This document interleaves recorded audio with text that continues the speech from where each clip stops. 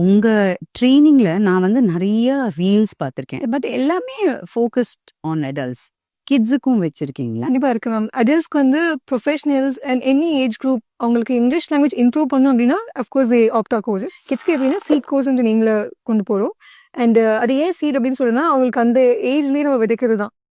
So and of course they get in touch with language very easily. ஈஸியாகவும் practice பண்ண முடியுது, imbibe பண்ணிக்கிறாங்க நல்லா.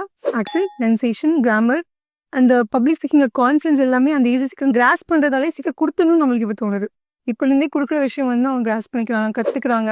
கான்ஃபிடன்ஸ் ஸ்பீக்கர்ஸ் ஆகணுன்றதை தான் நம்ம சீட் அப்படின்ற பேரை வச்சு நம்ம கொண்டு போகிறோம். இந்த ஐ திங்க் அது ரொம்ப இம்பார்ட்டன்ட் பாயிண்ட். சின்ன வயசுலயே அந்த கான்ஃபிடன்ஸ் வந்துடுதுன்னா, அவங்களுக்கு நெறைய திறமை இருக்கும்.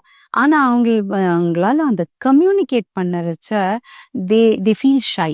ஏன்னா லாங்குவேஜ் தெரியாது. அந்த லாங்குவேஜ் மட்டும் தெரிஞ்சானா கான்ஃபிடன்ஸ் எல்லாம் வேற லெவல்ல இருக்கும். ஆங்கிலோஃபோன் கோர்சஸ் பத்தி தெரிஞ்சுக்க ஸ்கிரீன்ல இருக்கிற நம்பருக்கு வாட்ஸ்அப்ல ஹாய்னு மெசேஜ் அனுப்புங்க.